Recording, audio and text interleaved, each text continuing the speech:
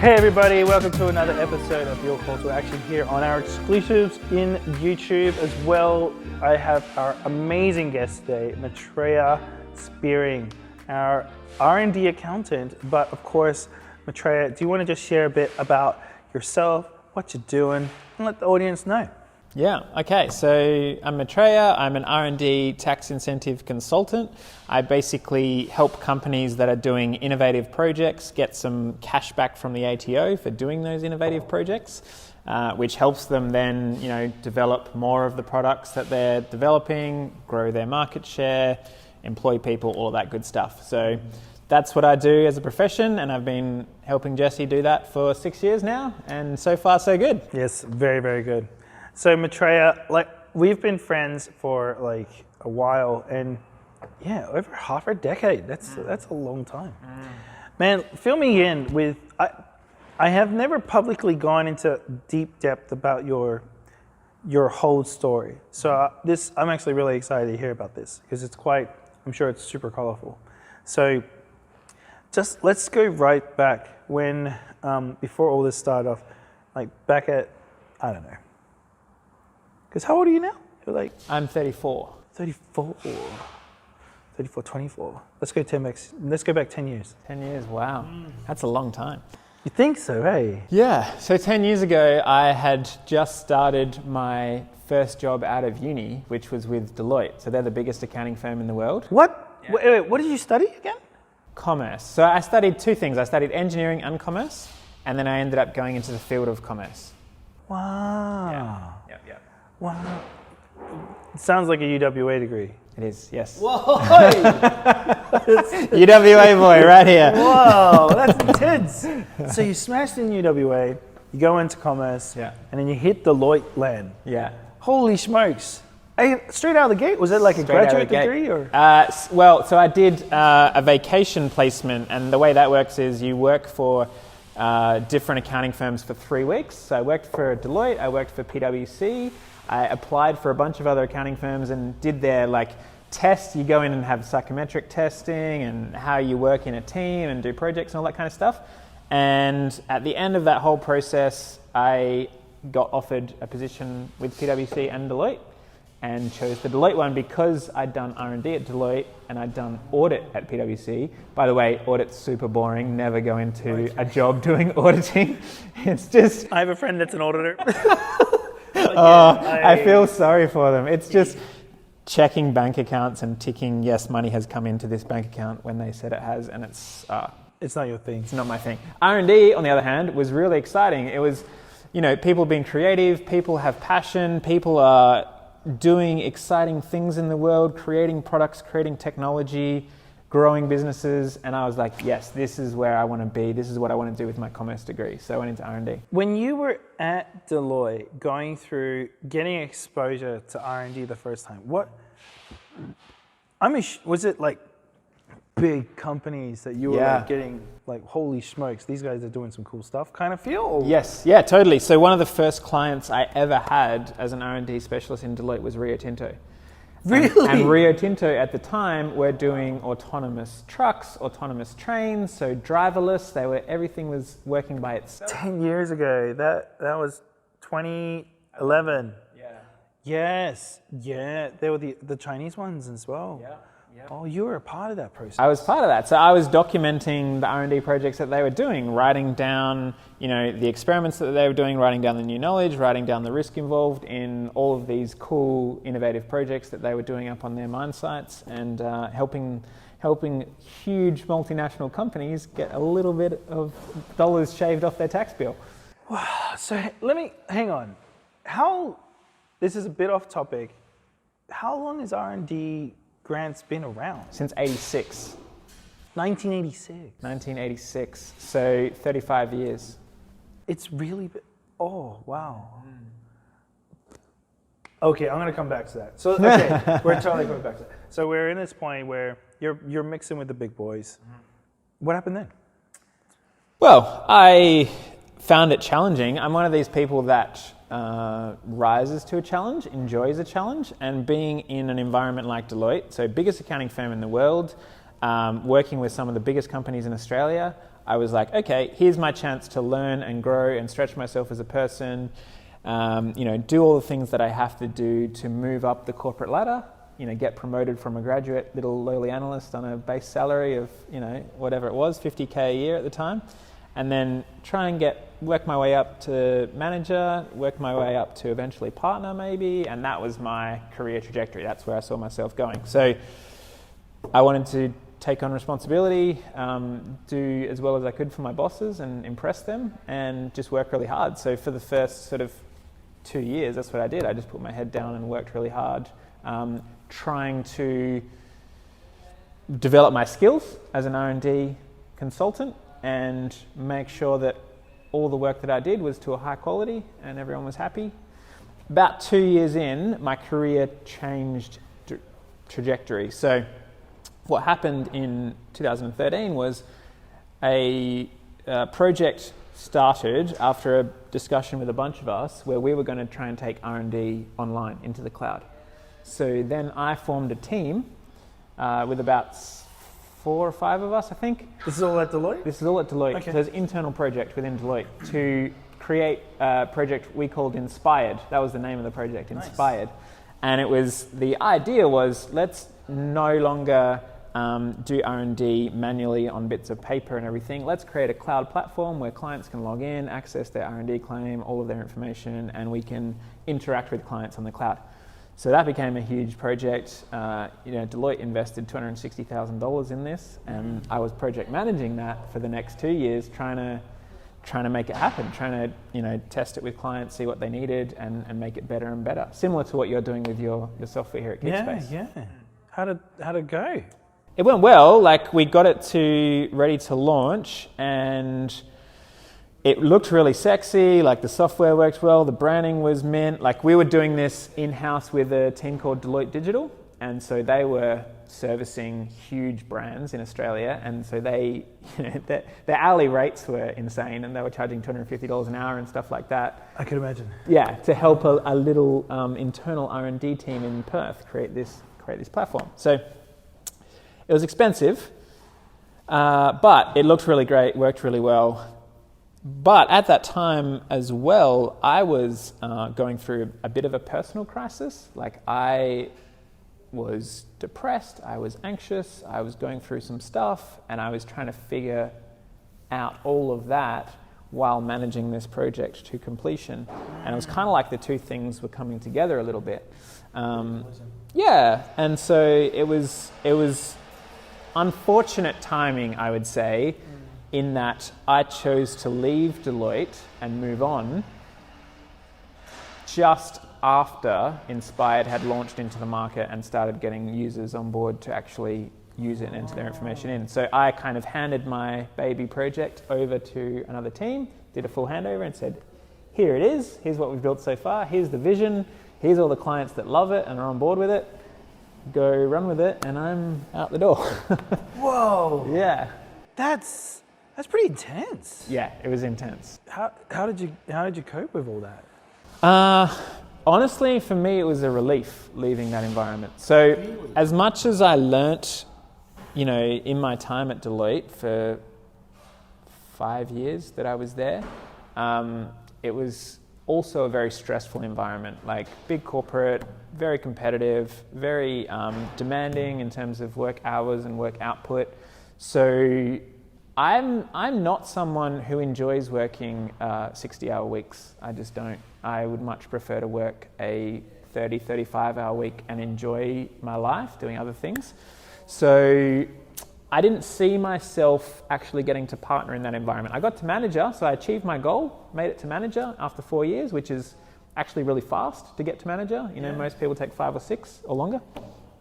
So I was happy that I achieved that goal. But then I got to that manager place and I was like, okay, do I want to be partner in another 4 years? Or is that just going to make more stress, more deadlines, more pressure? And do I want that? I made the choice, no, I didn't want that. So I made the choice to leave. Did you find, because you and I, outside of this conversation, we talk a lot about culture, about people. Mm-hmm. That's like our go-to place to talk about. Yeah. So being in that environment, did you just find that the challenges, the stresses and the pressure and the hours working, because I hear about people who work, like, some of it, myself, if I know I care a lot about something, time just passes by and I don't even notice it.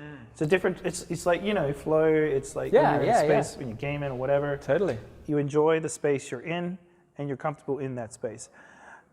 But if the space you're not comfortable in, did you find, and was that, but then you had to put in the same amount of time, was that where it was just a crushing feeling?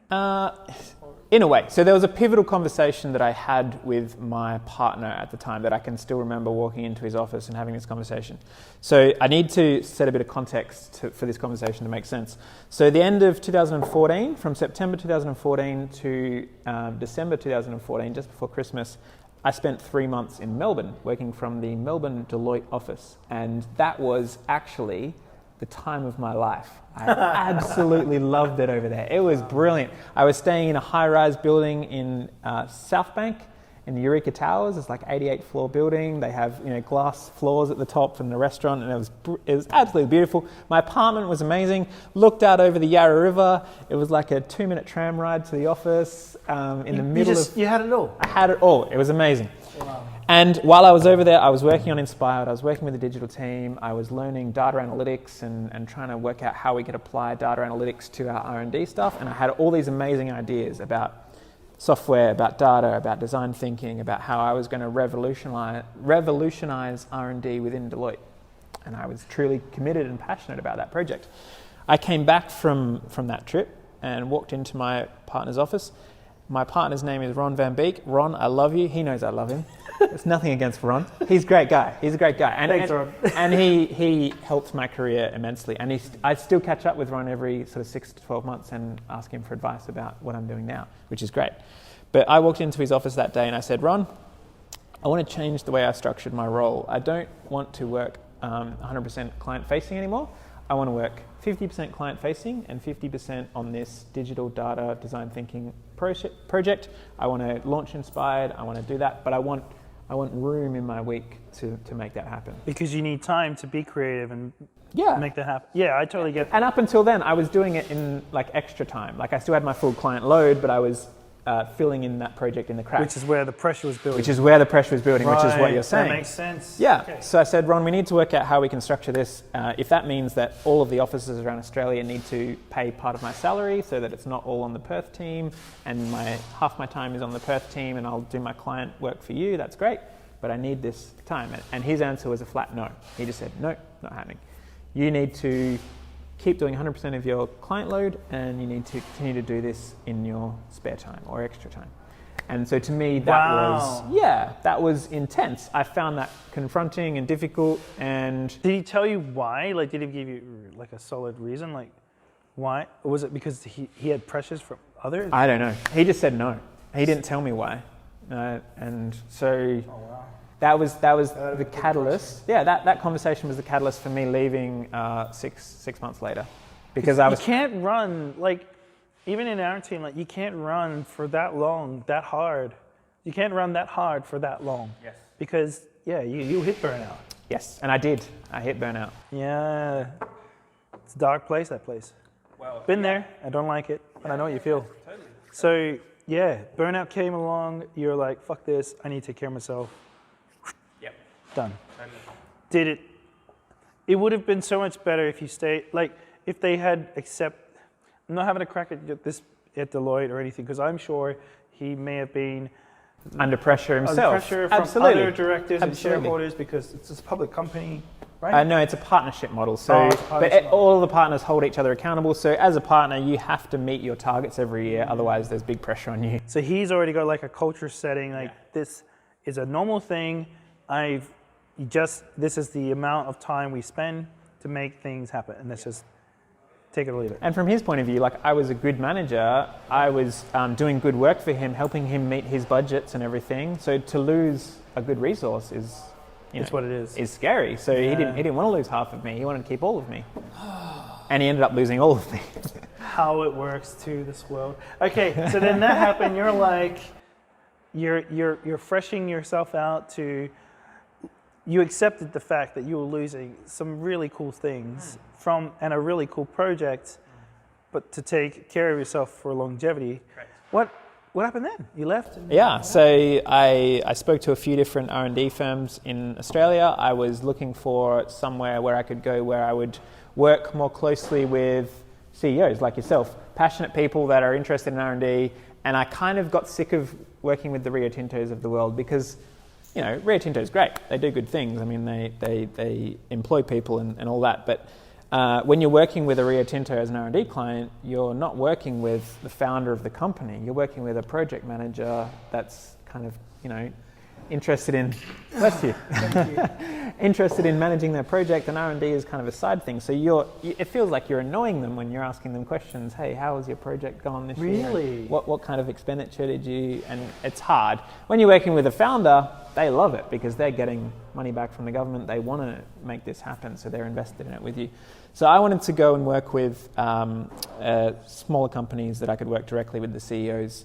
At the same time, I was trying to sign up a young man by the name of Ryan O'Sullivan to do an R&D claim with Deloitte. Ryan, I hope you're watching this episode, this one. I will totally be tagging you, my man. Yeah. So how did you meet Ryan for the first time? Like, was that at a pub or something, or? No, it was at the Deloitte office, St George's Terrace in Perth. He came to the Deloitte office? He came to the Deloitte office. Yep.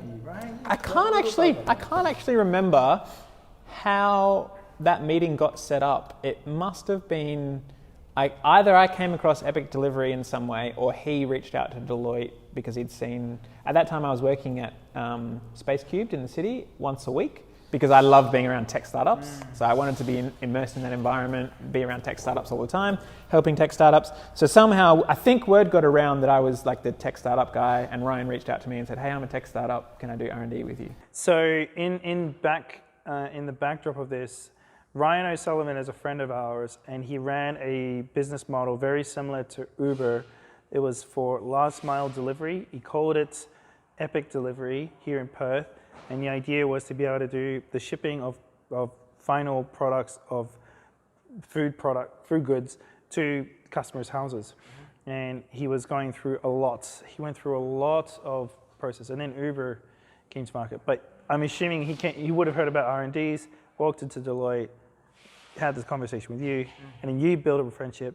And what happened from there? So yeah, then we did end up having beers together and like catching up outside of work, and he was telling me about, you know, the business model, what he was trying to build. And at that time I was in a flux stage of my career. Like, I enjoyed doing R&D, but at the same time, being on the other side of the business world and servicing the business world is not the same as being on the inside of the business world and trying to grow something. So I was very interested in what would it be like to be part of a startup and to help a startup grow their business from the inside, as opposed to seeing them once a year and catching up once a year.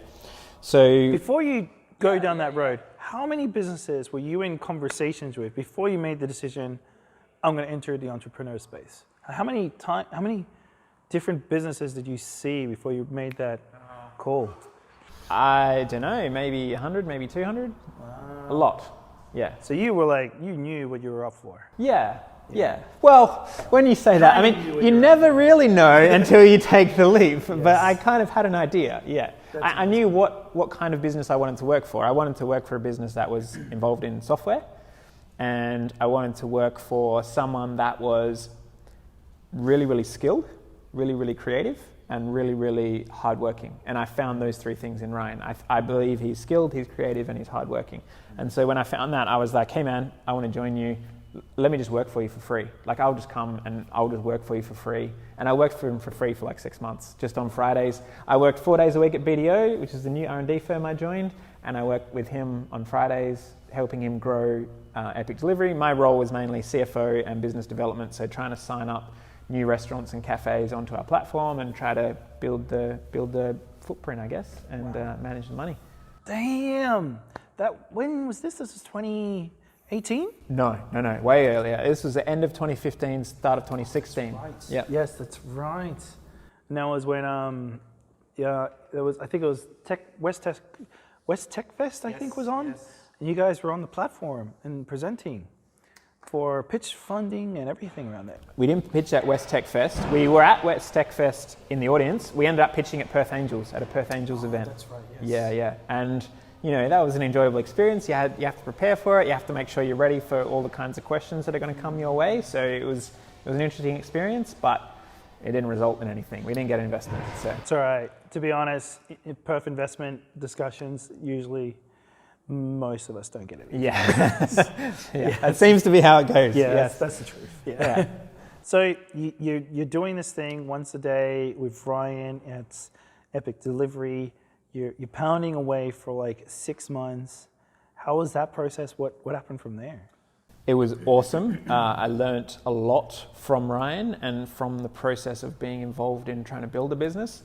One of the things I learnt was what you just said, how difficult it is to find investment in Perth for a tech startup. If you're a mining company, easy. Oh my God. It is so true. It is so true. Yeah. Oh my God. So if you've got a hole in the ground that you want to dig something out of, great. There's plenty of cash available. If you've got a software program that you want to build and market and sell, it's really difficult to find money. Fuck. I believe that's changing with people like Derek Gerard and Matt McFarlane, and there's starting to be angel funds and VCs more around in Perth these days, but it's slow moving. Like this was 5 years ago that we're looking for investment. It's still a problem here. It's very slow moving beast. So anyway, that's what we're up against. As I say, I learnt a lot. We got to the point where myself and Ryan, after that failure at Perth Angels, where I was like, okay, I want to invest in this company. I want to buy some shares, and I want to start being remunerated instead of just working for free for you. So let's find out what this company's worth, and we'll then build it together. We couldn't agree on the valuation of the company, which is another common story. I know exactly where this is going, but yeah, I want to hear it from you. Yeah, I mean it's a simple. Were you expecting a certain amount, and he expected a higher amount? Yeah, exactly right. So he had a certain expectation of what the company was worth. We pitched that to Perth Angels. We were getting advice from Greg Reeby, the chairman of Perth Angels, saying, guys, your valuation is out of this world. Like you're never going to get anyone interested at that. I was trying to talk Ryan down from that valuation to a more reasonable level, so people might be more interested. It was a similar process when we were discussing the valuation. He wanted this, and I was like, it's not really worth that. We don't have any, real profit yet, so it's like hard to guess what it's worth. I made what I thought was a fair offer. He didn't think it was a fair offer, which is fine. He's entitled to his opinion. So we parted ways, and I left the tech startup world. Probably around that time, I also left BDO and went to do R&D at another firm as well. And so you're out of the entrepreneur space. Was there anyone else that captured your eye, or were you like... Yes, there was, but at that point I was burnt out in tech startups. Like there was so many promising companies that I was working with as an R&D consultant, but it was almost like it's a really hard grind, and if you're going to do this grind, you have to be 100% in. You can't be dipping your toe in the water, 20% in. You have to be in all the way. Tell me why that's the case, because I could go on for 20 minutes about this, but I'd love to know why you think that is the way. Why? Yeah, so when you're building a tech startup, it's going to get hard, absolutely guaranteed. It's going to get fucking hard multiple times. You've been doing it for 6 years now. You will know this very, very well. It's going to get very, very hard. And if you're not in all the way, it's too easy to just give up and say, all right, this is hard, I'm out. If you're invested 100%, that's not a choice. You don't have the choice to give up. You just have to keep going and trying to make it work no matter what. So if you're gonna... Truth here. Yeah. If you're gonna do a tech startup, you must be in 100%. Otherwise, I guarantee you will fail. Yep. You'll probably fail anyway, but you definitely will if you're not in. The amount of graves that of my friends who have started something and no longer do it is more than I can count. Yeah. And it's no error to them as a person. It's either timing of the position of when the business model was structured. It's the funding structure. It's usually the team that usually makes it difficult to continue the vision. There are so many things that you have to get right and be able to hold the grit and the endurance, because that's probably, oh my God, we can go on for hours. On this. But in that approach, I am grateful that at least you've had a taste of what founders go through. Yeah. Even though it was just 6 months, half a year, like I've been in this 15 years, man. Yeah. That's a long time. Yeah. And only has it been successful in like 6. Yep. That means like that's a decade of failure. Yeah. Don't tell anybody that part. But that's what it takes to eventually succeed, right? It takes that long and that many experiences of failure to work out what doesn't work out what does work, and to try and navigate your way through that. So you left Epic Delivery, you're feeling a bit, I just need a break from this. You want to get some coin back in your pocket. Well, you probably had coin in your pocket. You want to get back into a flow of things. Yep. What was going on in your journey, in your life at that stage? Where were you at that point? Yeah, so that's an interesting question. I don't know whether you want to go into personal stuff. Yeah, I think it actually makes sense to go into personal stuff. So I was facing burnout, as I said. I was in depression for quite a while. I was feeling a lot of anxiety around work and career. And so I was asking myself a lot of pretty deep questions, like who am I and what do I want in life and what is life meant to be about, and was turning to spirituality and religion to try and answer some of those questions. I came across Buddhism in a particular context, and to me, Buddhism is more a philosophy than a religion, in that there's no necessarily such thing as a God in Buddhism. It's more just a series of practices. So you meditate, you reflect, you self-inquire, you do these things to be clear about what life is and what life means to you. And you try and, in Buddhism, there's also these concepts of care and compassion and love and service to others. So for me, those things really resonated. And I latched on to that, and Buddhism became a big part of my life. And so around this time period, I was investing in a Buddhist community that we have down in Bedfordale called Restful Waters. And I ended up becoming a Chief Financial Officer, CFO, and Director of Restful Waters. And that became another trajectory in my life. So I was still involved in R&D and still am to this day, but Buddhism and spirituality became a very important part of my life. And I started doing counselor training. I'm now a qualified counselor, and I have counseling clients that I work with every week. And I did a Tai Chi course and learnt Tai Chi and became a Tai Chi instructor as well. So those paths started to come into my life, and they integrated together. And I guess I've been on that journey now for the last sort of 3 to 4 years, and I'm still doing that journey. I have deepest respect for you in this approach because, as you know, like I am a Christian and did missionary work before KeepSpace. And you and I connect a lot about the importance of loving care for people and community, and being able to have a hopefully healthy balance in life. Yeah. You've steered me in times when I've gone too strong in just business, how that could try to rebalance family and importance of family, especially when you have a small family. It can be very detrimental to what you're trying to achieve. So like this is probably something to encompass all this. Like in having a faith, like I think it's a beautiful thing. Whether it's whatever faith has been chosen, it's being able to show like having that you want to achieve a long-term achievement, but then making sure you're healthy enough to get all the way there. And in being healthy enough to get all the way there, it does challenge the attitude of 50-hour work week, 60-hour work weeks. These crazy ones I see here in bloody South Korea, 80-hour work week. And people dying, and that's full on. So recognizing the importance of having balance, and the importance of taking care of the people who you love and cherish, as well as trying to build something you're super passionate about. It's been interesting to see how that goes. So I feel the same way you feel about even though the career was in accounting and R&D, and then going in that way and going into this approach, recognizing Buddhism for yourself and being able to then help other people find balance while still being able to do the thing you care about.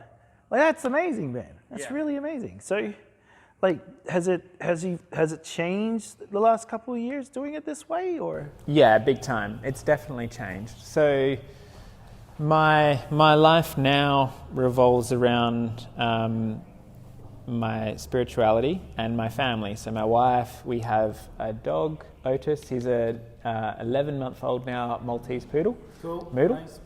Nice. We bought a house in September last year, so we've had it for 12 months now up in Roleystone. All of that stuff. So they are my joys in life. My wife Ariel, my dog Otis, our house, our life together. Creating that journey as a family unit is really important to me. So that's number one. My spirituality is there as well, is very important to me. My role as a CFO and director of Restful Waters, that whole project is very important to me.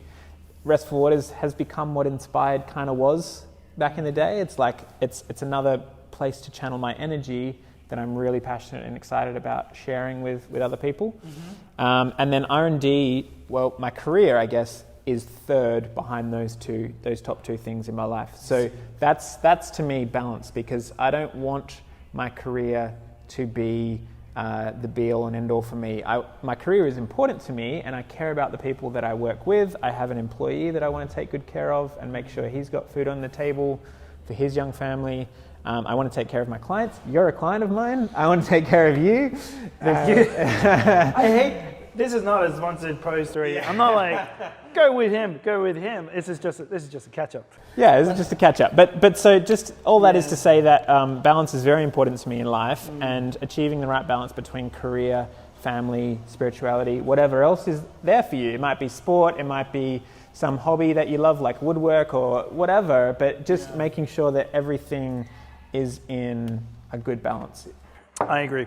So let's then take it back into, you're in this approach now where you've done both sides. You worked for the big corps, you then worked for the entrepreneur early stage startups, then you went through this process of like wanting to make something of your own.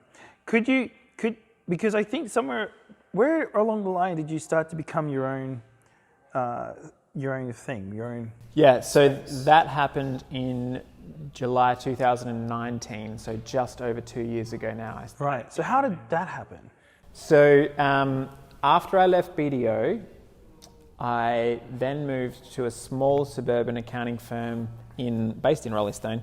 So, yeah, man. Yeah. I've been there. It's nice. Yeah. So again, it was a similar journey to where I left Deloitte trying to work with, CEOs, like founders of businesses, and I found that BDO had a similar culture to Deloitte. I mean, BDO wants to be Deloitte. They want to grow from the 5th in Australia to number 1. So they're ambitious. They're on the run. They want to grow. I wanted to go the other way. I wanted to still earn some money, but I wanted to make other things more important and develop a lifestyle for myself. So I walked around to all of the accounting firms in my area, and I said to them, I have an R&D skill set. I would love to come and work for you and build an R&D business for you. Currently you do tax, bookkeeping, accounting, all of that kind of stuff. Let me work with you. I'll fill in my time by doing tax returns and bookkeeping, whatever you need me to do, but I'll also build an R&D business for you. I dropped my business card around to about 10 businesses. None of them were interested. What? None of them. You went like old school drop off, knocking doors. Face to face. I was looking at the business owner going, please give me a job. No. So I worked for BDO for the next 6 months. Then I got a call from one of them that I'd been to 6 months earlier, and they said, our accountant's leaving. We'd love to get you on board to take her place and also do the R&D thing on the side. I'm like, great, let's do it. So I ended up working for a company called Stokes & Associates for a couple of years, and built an R&D practice for them. You're an early client. And that's when I walked onto the stage there. So I would come up in my car, or sometimes my van, and just drive up, and we would have coffees in a gym next door. Affinity Cafe. Yeah, it was like a cafe with a squash gym type style, and we had many beautiful conversations in that building, and I was learning about accounting because I personally have been burnt by accountants in the past because those guys were just, a nice way to say it, they were very difficult. Very difficult. So Maitreya was like, he restored my faith in accountants because it wasn't always just about money. And most accountants like go in because they're financially analysts and they're just about money. Yeah. It's very hard to find people who have a care about financial management and a care about life and humanity and direction. Yes. And combining those two things together is a very unique,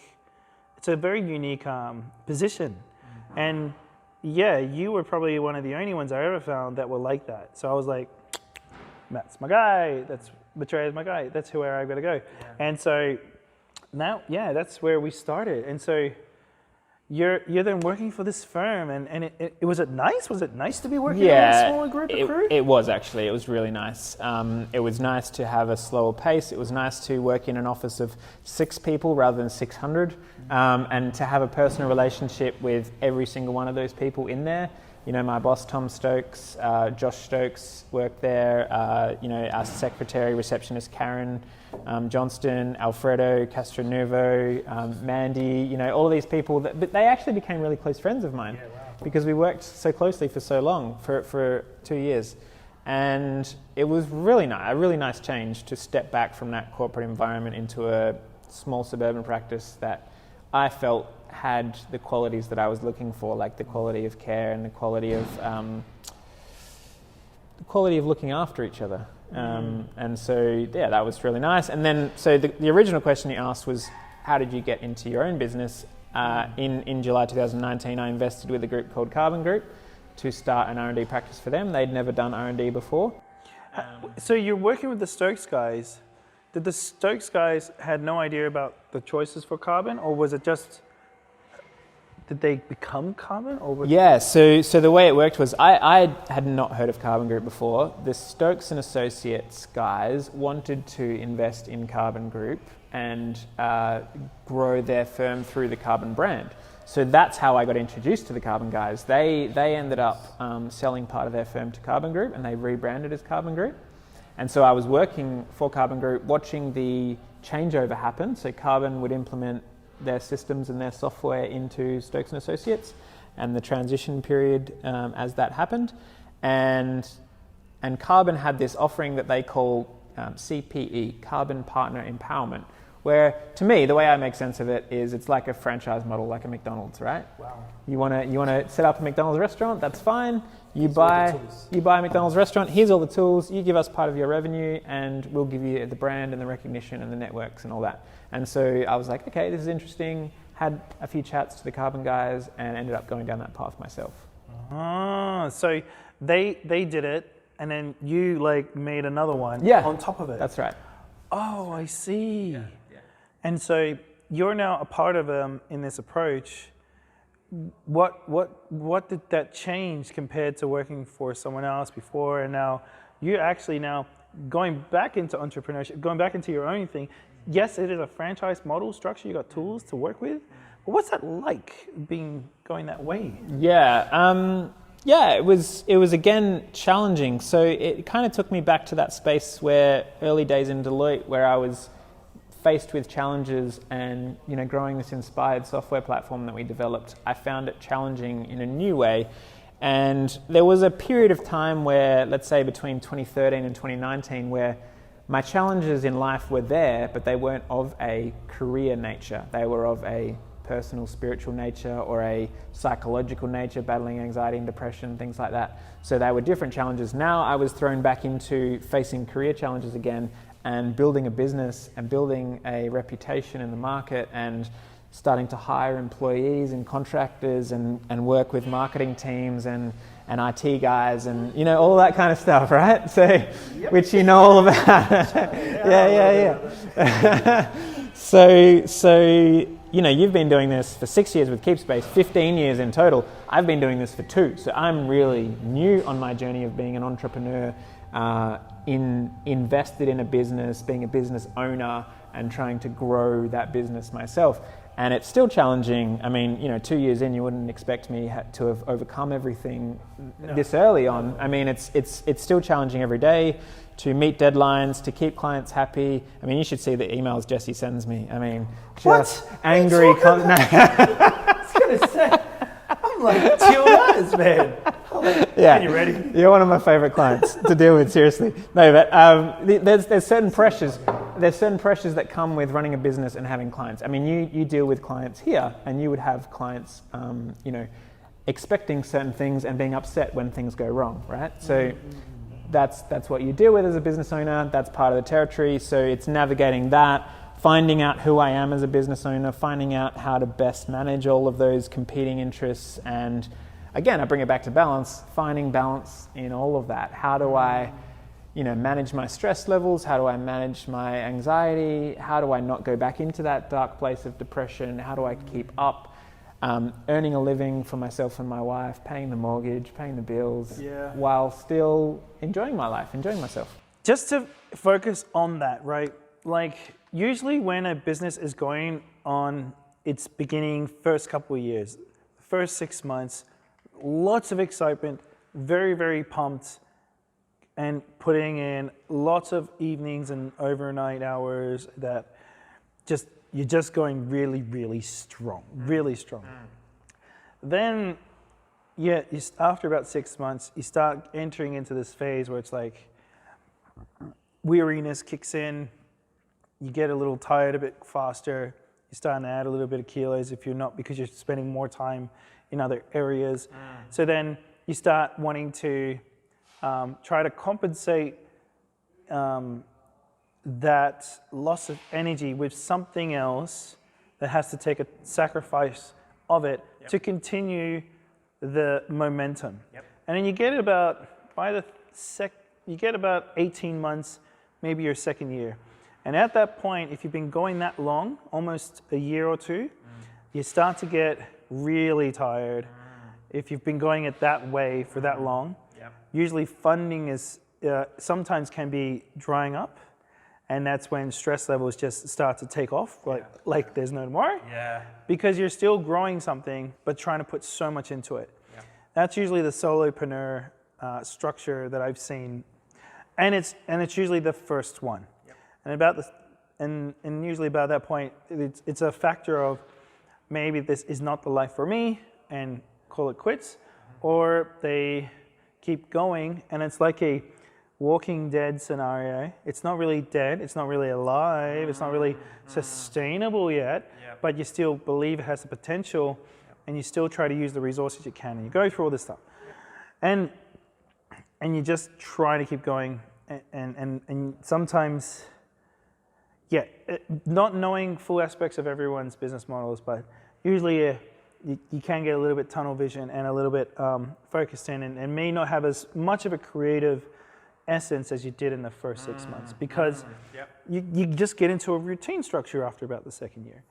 So when you're in this approach, right, it's like trying to add in this knowledge that you have taken from these other processes of business, and then learning about the balance arrangement.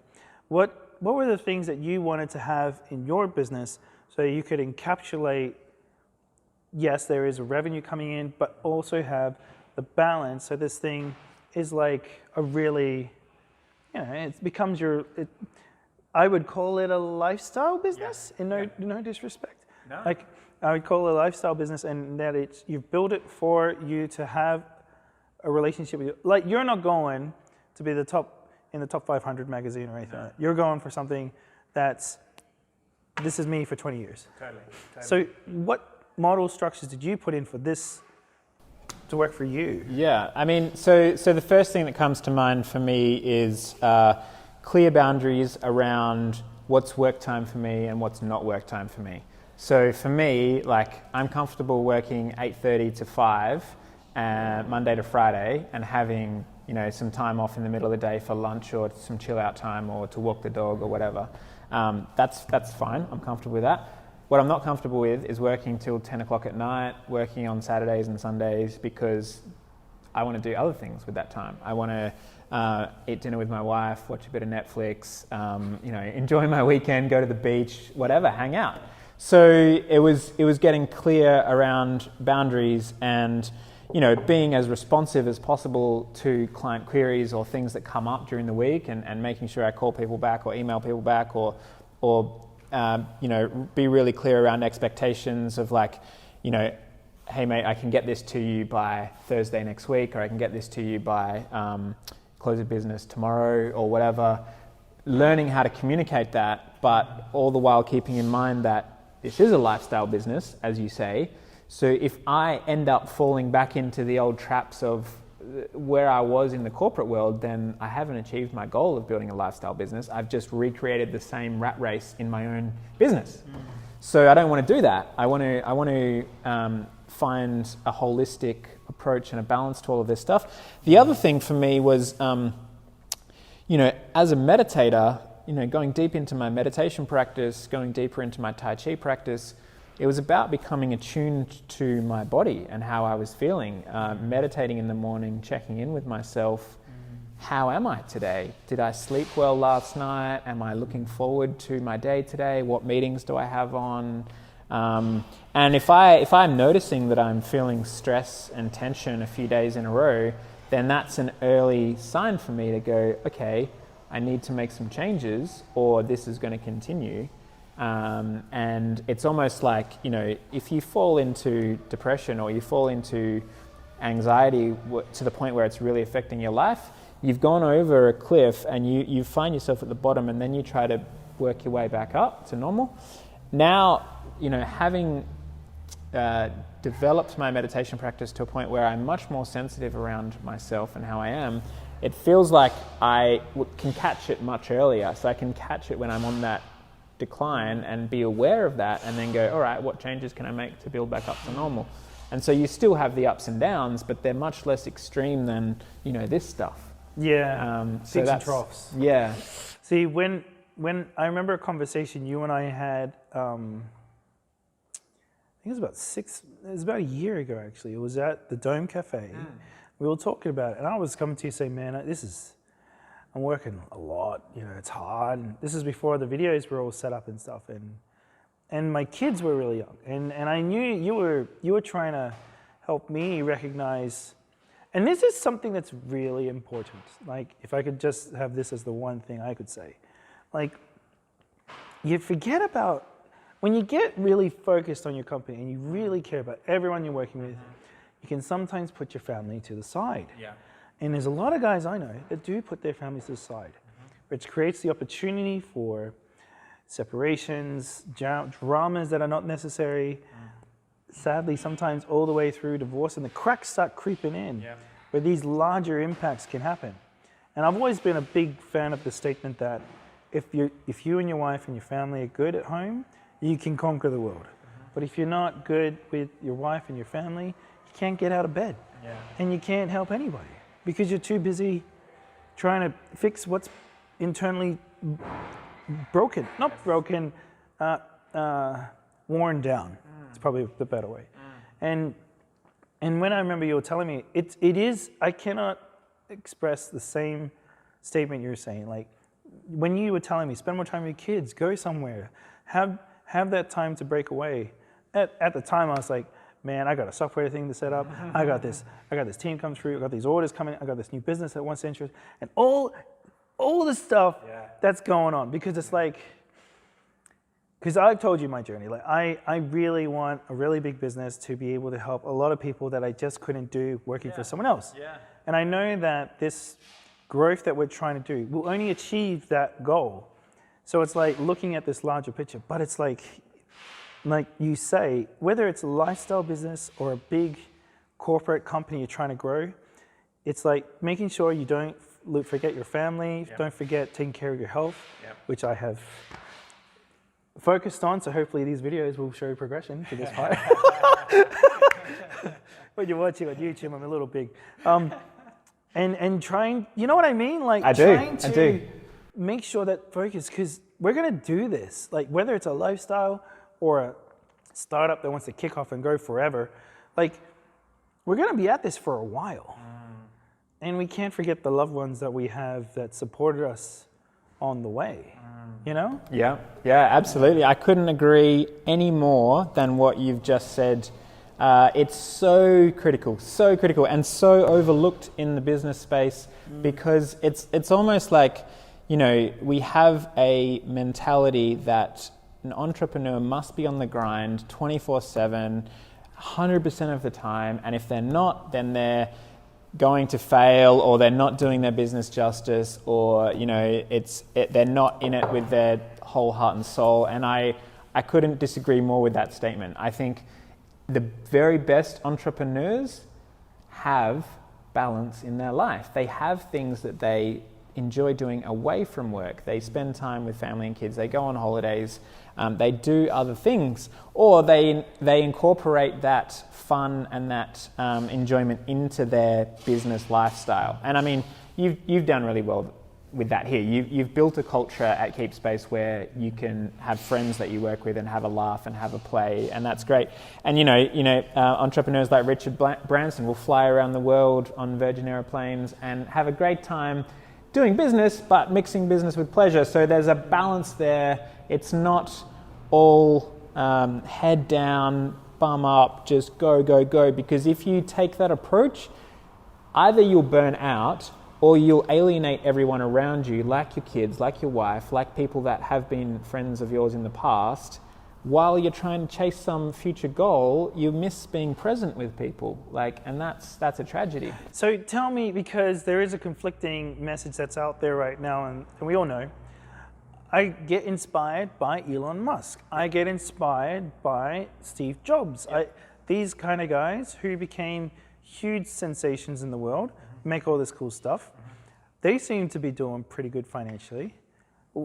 Why can't I do what they do? It's not all about finances. Yeah, it's not all about finances. I think I think that there are unhealthy examples of entrepreneurs out there, and I think one of the things that Steve Jobs said on his deathbed was, I have gone about this all wrong.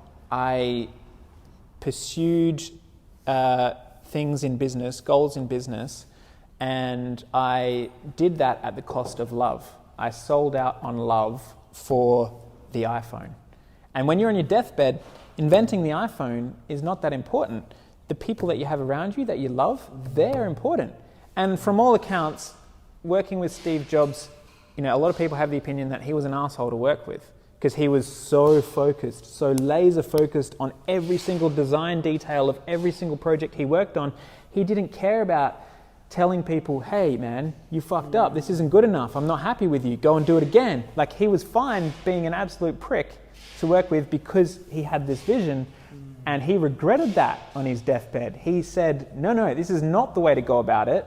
Don't model yourself after me. I sold out on love, and love's more important than anything I achieved in the business world. Yeah, I do.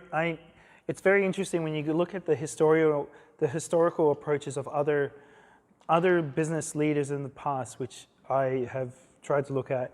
I remember, oh my God, he blanks it, but he wore the top hat and he was part of the UK with the World War. Winston Churchill, thinking about his situation when he was going through the stresses of trying to keep England going while dealing with the stress of Germany and their leaders, and in how to address it with his own political party, and that he had to address the balance for himself. Now, thankfully for him, he didn't have social media smashing him of how bad a leader he was today, like Mr. Morrison.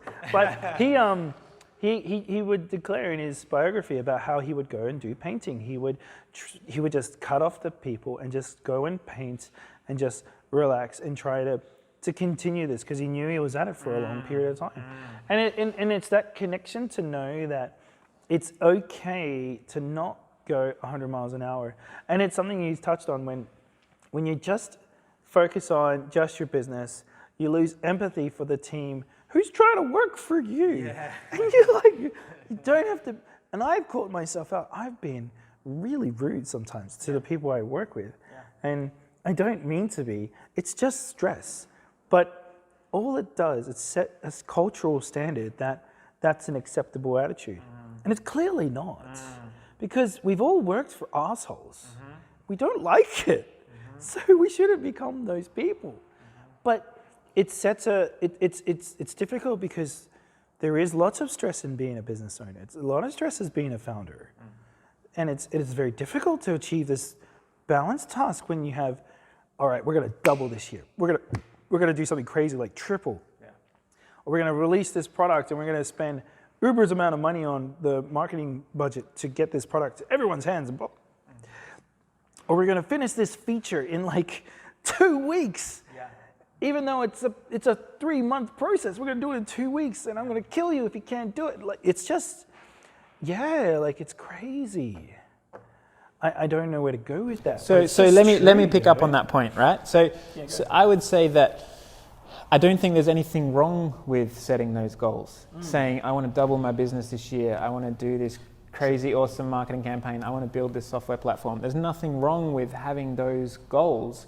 But what is important is having the capacity for self-reflection. Like what you just said, sometimes there's a lot of stress in business, and so you can find yourself being really intense with employees and unloading your stress onto them. Yes. And there is a necessity to self-reflect in that process and say, okay, am I showing up as the person that I want to show up as every day? And if not, how can I change that? If you're not self-reflecting, then you're missing an opportunity to grow not only as a business person, but as a human being. And part of the thing that I really admire about you as a leader, Jesse, is that we've had a number of conversations over coffee where I've gotten to understand just how important every individual that works for you in KeepSpace is to you and how important the culture is to you. And you're often trying to self-reflect and find the balance between achieving business goals and taking care of people and making sure that they're on the ride for you and on the journey for you. You want every individual in this business to grow personally and professionally along the way with KeepSpace growing, and that's rare as a business owner. And that's what blows my mind. That blows my mind that you call it rare. It is rare. But it's but it seems to be the correct way. Totally the correct way. We go to school because we want to get better at something, and our teachers and our educators want the best for us. We go through the process of being with family to be able to learn skills that our parents pass down to us because they want the best for us. So you go into a workplace who your boss becomes your leader and your responsible provider for your future, and they should want the best for you. What happened there? Well, I would say that it's rare because most people don't want the best for someone else. They want the best for themselves while pretending to want the best for someone else. That's heartbreaking, man. Well, that's the reality of the world we live in. It is. Yeah. People are selfish and they take care of themselves. And, if you're a business leader, selfishness looks like making a good profit every year, not necessarily worrying about the people that are working for you. That's just how it is. I remember having that conversation with you way back and just crying over that because it shouldn't, I don't accept that. I just don't, because it shouldn't be that way. Because all it does is make people break down, burn out, and just put their life and heart and sweat and tears and skills for $1. It's not enough, and it's not right. But it seems to be the standard. Yep. That's shit. Yeah, I agree. It is shit. Guys, if you're listening to this, you can't let this process continue. We must make a difference. If this kind of call to action, I feel, should be different. So you and I we've worked. This is not something we've picked up straight out of uni. This takes time to figure out. Yes. So if you've seen enough businesses, we'll kind of wrap it up a bit here. What if I was a business that, say, I've been running it for a couple of years and I'm going along, and this kind of emotional turmoil, which kicks in after a couple of years, what would you say to people like that? What would you encourage them to do? Wow, that's a big question. I would say I would encourage them to self-reflect and to work out what kind of person they want to be, what kind of values they hold dear to their heart, and to try and live by those values each and every day. And that might look like journaling about how your day's gone or about how your week's gone, and to try and acknowledge when you've made a mistake, when you've fucked up, when you failed, and to try and be a better person tomorrow than you were today. And if we're all doing that, and the values are true, real human values, like I keep coming back to love and care, then everything else will follow. Like the business success will follow that. It shouldn't be the business before the people, in my opinion. And so I would say, yes, if you're a business owner and you're finding yourself stressed out and, time poor and, getting upset over little things constantly, I mean, that's a common experience, and I find myself in that place all the time, is like take time out, self-reflect, work out what's happened and how you might be able to do something different next time. That's the main thing that I would say. And there are people out there that can help you with that. Like there are counselors, there are psychologists, there are business coaches, there are goal setting experts, there are systems like Week Done, all these kinds of things to, are we heading in the right direction as people, as teams, as businesses, and if we're not, what can we do about it? That's amazing.